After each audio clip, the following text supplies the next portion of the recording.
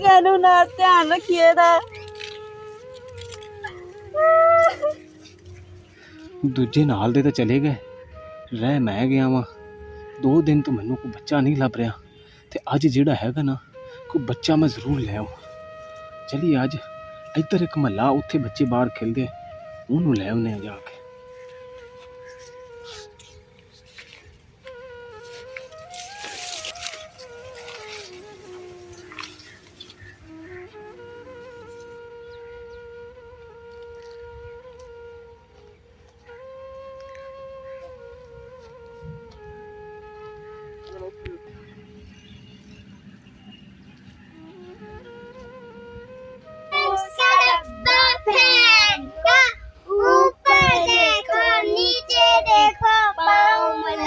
शक्कर खाओ चुटियां बजाओ खूब बन जाओ।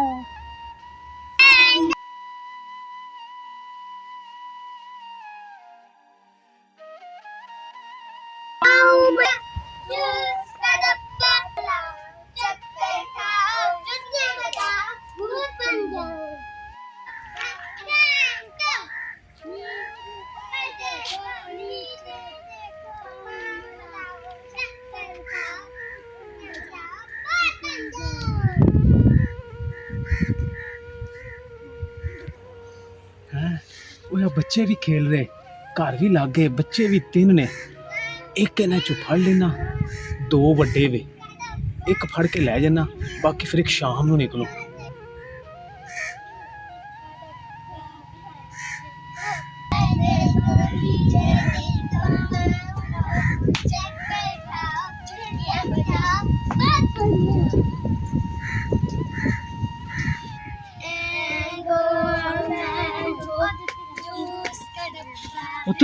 उरा आओ इधर आओ इधर आओ इधर आओ। हाँ जी अंकल इत्थे बैठ जाओ इत्थे अगे हो आओ। वो तो ਤੁਹਾਡੇ अम्मी अबू किथे गए? बाजार गए। अच्छा ते होर कोई नहीं करे? नहीं हैगा। भूख लगी मैं घर ये किधर गई? रोटी खान गई है। अच्छा आ की तेरा भरा है?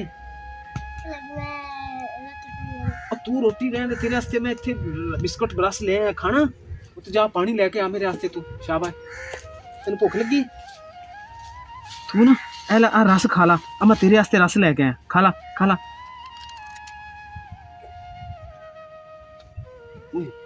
ये तो बेहोश हो गया ये तो बेहोश हो गया इनू ले जाने हम।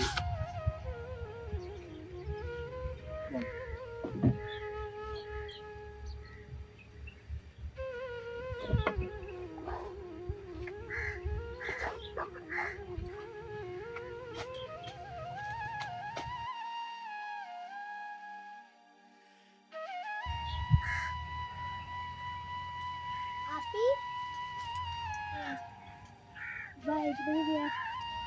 हाँ हाय भाई किथे गया? आपी तो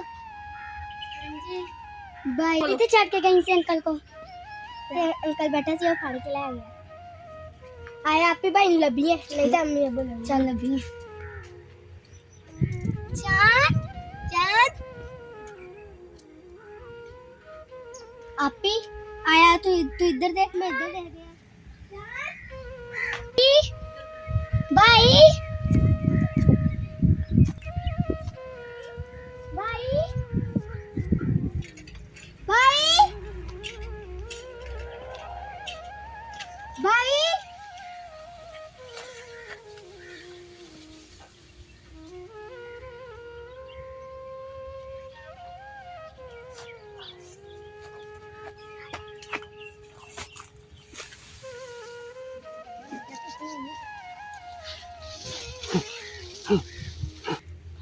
मुझे आज तो हो गया हूँ एक शाम नू लेके आवांगा एक फड़ लिया एक शाम नू लेके आवांगा कोई बंदा तो नहीं।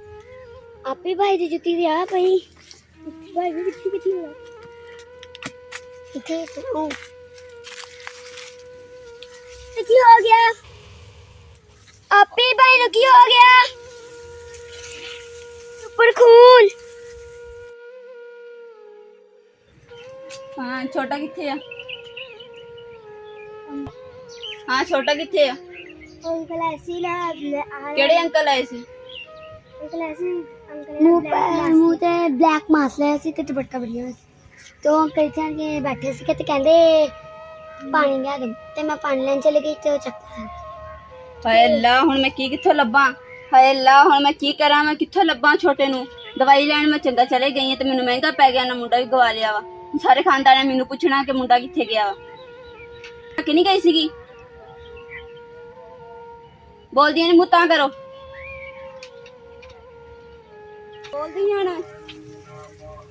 ਤੈਨੂੰ ਕਿਹਾ ਸੀ ਕਿ ਕੋਈ ਆਵੇ ਕੋਈ ਦਵੇ की ਚੀਜ਼ ਤਾਂ ਨਹੀਂ ਲੈਣੀ ਹੈਗੀ। ਤੈਨੂੰ ਕਿਹਾ ਨਹੀਂ ਸੀਗਾ ਕਿ ਕੋਈ ਅਣਜਾਣ ਬੰਦਾ ਵੇ ਨਾ ਉਹਦੇ ਕੋਈ ਚੀਜ਼ ਫੜਨੀ ਹੈ ਤਾਂ ਨਾ ਹੀ ਉਹਨੇ ਗੱਲ ਕਰਨੀ ਹੈ। ਤੇ ਤੁਸੀਂ ਕਿਉਂ ਗੱਲ ਕੀਤੀ? ਕਿਉਂ ਗਈਆਂ ਉਹਦੇ ਕੋਲ?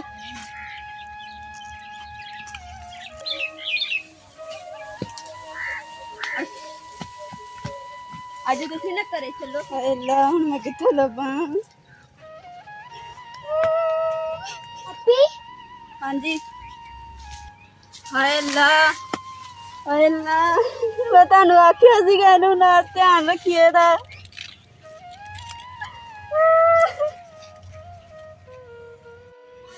ਜੀ ਤੇ ਮੇਰੇ ਭੈਣ ਭਾਈ ਉਮੀਦ ਕਰਦੇ ਹਾਂ ਕਿ ਸਾਡੀ ਅੱਜ ਦੀ ਵੀਡੀਓ ਤੁਹਾਨੂੰ ਬਹੁਤ ਜ਼ਿਆਦਾ ਪਸੰਦ ਆਈ ਹੋਣੀ ਹੈ, ਕਿਉਂਕਿ ਇਸ ਵੀਡੀਓ ਨੂੰ ਬਣਾਉਣ ਦਾ ਸਾਡਾ ਮਕਸਦ ਇਹ ਸੀ ਕਿ ਇਹ ਜਦੋਂ ਦਾ ਸੈਲਾਬ ਆਇਆ, ਸੈਲਾਬ ਤੋਂ ਬਾਅਦ ਅੱਜ ਕੱਲ੍ਹ ਬੱਚੇ ਬੜੇ ਅਗਵਾ ਹੋ ਰਹੇ ਨੇ। ਉਹਨਾਂ ਦੇ ਜਿਹੜੀ ਆਜ਼ਾਨ ਹੈ ਉਹ ਲੈ ਕੇ ਨਿਕਲ ਕੱਢ ਲੈਂਦੇ ਨੇ ਜਾ ਕੇ ਤੇ ਫਸਲਾਂ ਦੇ ਵਿੱਚ ਸੁੱਟ ਜਾਂਦੇ ਨੇ। ਮਾਵਾਂ ਨੂੰ ਇਸ ਚੀਜ਼ ਦੀ ਬਹੁਤ ਹੀ ਜ਼ਿਆਦਾ ਤਕਲੀਫ ਹੁੰਦੀ ਹੈ ਕਿ ਜਦੋਂ ਇੱਕ ਬਾਪ ਮਾਂ ਆਪਣੇ ਬੱਚੇ ਨੂੰ ਇਸ ਹਾਲਤ ਵਿੱਚ ਦੇਖਦਾ ਹੈ ਨਾ, ਤੇ ਮੈਂ ਕਹਿੰਦਾ ਕਿ ਹਕੀਕਤ ਸਮਝੋ ਕਿ ਉਹ ਬੰਦਾ ਉੱਥੇ ਹੀ, ਮਾਂ ਜਾਂ ਬਾਪ ਹੈ ਉਹ ਉੱਥੇ ਹੀ ਵਿਚਾਰੇ ਖਤਮ ਹੋ ਜਾਂਦੇ ਨੇ, ਕਿਉਂਕਿ ਉਹਨਾਂ ਦੀ ਜ਼ਿੰਦਗੀ ਉਹਨਾਂ ਨੂੰ ਸਾਹਮਣੇ ਪਈ ਹੁੰਦੀ ਹੈ ਕਿ ਸਾਡੀ ਇਹ ਜ਼ਿੰਦਗੀ ਸੀ, ਸਾਡਾ ਸਹਾਰਾ ਸੀ, ਇਹ ਖਤਮ ਹੋ ਗਿਆ ਬਿਲਕੁਲ। ਤੁਸੀਂ ਆਪਣੇ ਬੱਚੇ ਦੀ ਬਹੁਤ ਬਹੁਤ ਬਹੁਤ ਬਹੁਤ ਜ਼ਿਆਦਾ ਹਿਫਾਜ਼ਤ ਕਰੋ ਤੇ ਨਾਲੇ ਇਕੱਲਿਆਂ ਨੂੰ ਬੱਚਿਆਂ ਨੂੰ ਨਾ ਛੱਡੇ, ਕਿਸੇ ਬੜੇ ਨੂੰ, ਕਿਸੇ ਜਾਂ ਬਜ਼ੁਰਗ ਨੂੰ ਨਾ ਬੱਚਿਆਂ ਦੇ ਕੋਲ ਛੱਡ ਕੇ ਜਾਵੇ ਤਾਂ ਕਿ ਬੱਚਿਆਂ ਦੀ ਰਖਵਾਲੀ ਕਰੇ, ਬਾਹਰ ਨਾ ਜਾਣ ਦੇਵੇ।